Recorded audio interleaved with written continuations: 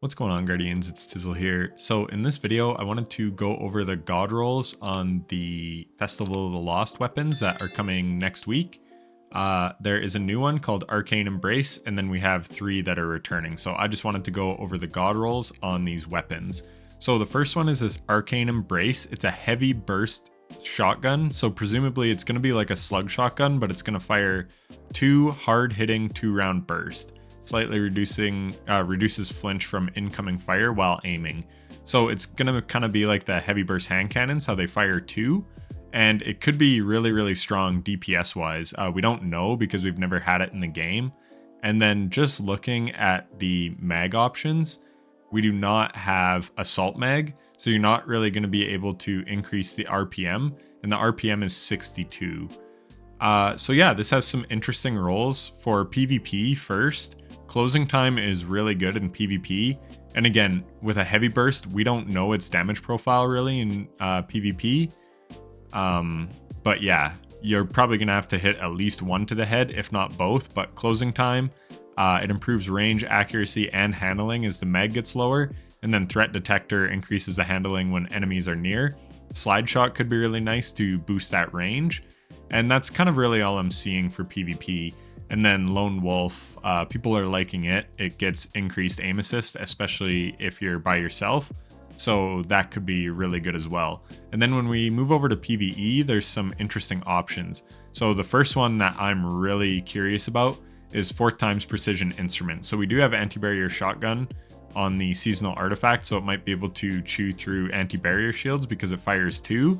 And then with 4th times the charm, if it's shooting 2 every pull of the trigger, then it can probably proc in 2 shots. So you're going to get a lot of ammo return, because 4th times is just rapidly landing precision hits will return 2 rounds to the magazine. And that's just free ammo from thin air. So this roll could be really good. And then it's just going to keep doing more and more precision damage up to 25%. And again, that might stack on for every pull of the trigger. You might get 2 stacks as long as you're hitting the crit. So yeah, that could be really strong. Surrounded is always strong, and this should be enhanceable, which makes surrounded deal like 47% increased damage. So that could be really strong in the right scenario. But yeah, 4th times precision instrument I really like. Grave Robber Swashbuckler is a nice wombo combo depending on your build. It can also roll Volt Shot, but something like Slide Shot probably does not proc Volt Shot, even though it reloads. Typically, traits like this have to have an actual reload. So something that just refills partially the magazine, like Slide Shot, is not likely to proc it. But Dual Loader could be good with Volt Shot, and same thing with Grave Robber, it's unlikely to proc Volt Shot. But yeah, some very interesting rolls. It's also got Desperado, which is interesting. Air Trigger for more ammo reserves, but like I said, 4th times is going to give you that ammo for free and a bit more consistently than just relying on bricks. So yeah, 4th times precision instrument is what I'm going for. As for mags, doesn't really matter too much because you can't get assault mag. For PvP, obviously, I like Corkscrew because it increases handling and range, accurized, and then range masterwork. Obviously for PvE, I like handling, and then yeah, I'm a big fan of Flared Magwell, but it doesn't increase your mag capacity. And yeah, the magazine, it's not really giving us a real number. It just says 1, so it's hard to tell. Anyways, onto Braytech Werewolf. This thing is absolutely juiced. It's so good. For PvP, you got Dynamic Sway, Kill Clip, High Caliber rounds, Ricochet rounds. This thing is pretty statted out as well. Precisions actually feel pretty good. And then Zen Moment Kill Clip on a precision goes really hard. You can see 4 crit, 2 body, 0.67, where normally it's a 0.8, which is still a fast TTK. But yeah, you get Kill Clip rolling on this thing, it's super nasty. So yeah, for PvP, probably Kill Clip or Swashbuckler. Some people might like Onslaught. I would stay away from Target Lock these days. And then for PvE, you've got Subsistence Kinetic Tremors, which is really nice. Subsistence Onslaught, which I have on Breakneck, which is absolutely awesome. And then I've got Rewind rounds and Onslaught on Rossarago, and that's a really nice combo. So both of these combos are really nice in PvE. This Subsistence Onslaught I like for a little lower end content because it's easier to chew through ads. And then in higher end content, when you're kind of laying into enemies more, Rewind Round Onslaught's really good. Also, Rewind Round Target Lock wouldn't be bad, but I like Onslaught more. I like Kinetic Tremors more, and then even Swashbuckler more. You also got Zen Moment tap the trigger. This thing would be an absolute laser beam. And Desperate Measures is just kind of a good all-around perk. Lone Wolf people are liking a lot, like I said, so even Dynamic Sway, Kill Clip, Lone Wolf, Kill Clip. I don't really like Overflow personally, especially on a primary, but that's about the only bad perk on this thing, and it's not even that bad. And then Pugilist Swashbuckler. I have been loving this on my Breachlight. With Prismatic, melee builds have kind of become really good because on Warlock and Titan you can get three melee charges. So my Breachlight with Pugilist Swash I absolutely love, but I don't have a ton of weapons with Pugilist. So yeah, I might actually be looking for that just for certain playstyles. And I didn't mention it, but Search Party is the origin trait. This weapon is granted faster aim down sight speed and movement speed while aiming down sights when no allies are near. So this is great for solo players like me. And you can see it's 10% decreased ADS movement speed penalty and 0.85x ADS animation duration multiplier, which is actually really strong, 0.85x. That's going to make your weapons feel really snappy. So yeah, that's pretty good. Onto the Mechabre. I actually still have my old roll with Volt Shot. But yeah, this one has some pretty good rolls. So you've got a total utility roll in Demo and Volt Shot if you wanted.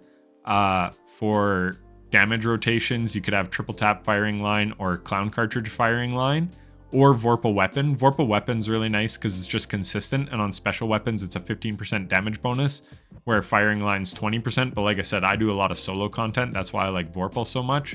But yeah, Volt Shot on a sniper, I believe it's the only sniper that can get it, and it's actually really good, especially when like Anti-Barrier Sniper Rifle is on the artifact like it was last season. You got AB, and then you can even handle overloads by proccing Volt Shot. Triple tap to give free ammo.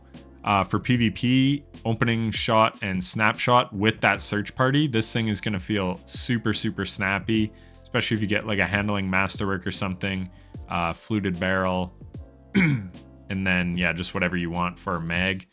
Accurize rounds to increase range or for better stability and flinch resist. You could go with steady rounds. But yeah, again, some pretty good perks. Air Trigger, again, for that free ammo reserve. So even like Air Trigger Vorpal could be good for solo players because you're just going to have more ammo and you can just jump to get a quick reload. That is the one thing that holds these back. This is an aggressive frame, so it does only have 4 in the mag. So I like Tac Mag, which increases your... Appended Mag. So Tac Mag's nice, but look, with a backup mag, you can go to 5 with Appended Mag, but Tac Mag still only gets 4. Extended Mag only gets 5, but you get that hit to your reload speed, so I like Appended Mag. So that's what you want for PvE. And then with 5 in the mag, if you had like triple tap, you can proc that twice, because you'll go down to 3, get another one, then go down again, get another return. So yeah, some pretty good perks there. Also closing time, Snapshot closing time could also be really nice in PvP.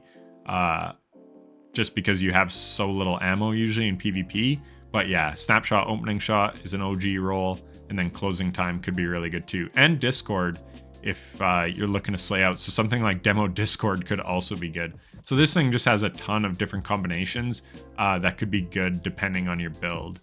And then even Keep Away, Closing Time, or Opening Shot could be good. I like Snapshot for that quicker handling, but Search Party could help with that. And finally, we have Acosmic. This thing got a big glow up. I remember it was pretty trash last season. I did grind one out, but I've since deleted it because my vault is in shambles. But we've got Withering Gaze, which is very interesting, but it does nothing for you this season because all GLs basically have Withering Gaze because of Concussive Reload. That being said, lots of GLs, heavy GLs aren't working with that, so get it together, Bungie. Please fix this.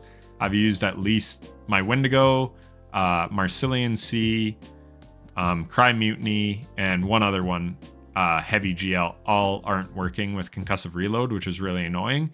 So yeah, they need to fix that. But anyways, in the future, Withering Gaze could be interesting because with your GL, you could just weaken a target And then you could even have like bait and switch. So you do have to ADS for a little bit, so it's going to slow down your DPS. But then, yeah, it's just free weaken. So if your build doesn't have access to weaken, say you're on a solar build, so you've got radiant, but you don't have weaken, this could be really good. So yeah, withering gaze, bait and switch. For something more like GMs, withering gaze, explosive light could be nice. Because you could just weaken a champion and then you're going to be able to kill it in a few shots. And as long as your build's making lots of orbs, then you're pretty much always going to have explosive light up. But yeah, for DPS rotations, you want bait and switch. Deconstruct is good in certain scenarios, like on lots of brigs and walkers and stuff. Frenzy is just a nice general play perk, but I think we can do better. Clown Cartridge Cascade Point could be very interesting for certain types of damage rotations. Impulse Amplifier for PvP is really nice. Maybe Impulse Chain, because this makes it basically shoot completely straight because it gets that increased projectile velocity. So that's very good. But yeah, you've got Cascade Point, Explosive Light, Bait and Switch, and Frenzy, all for damage perks. Deconstruct is also sort of a damage perk. Withering Gaze, which no other GL has.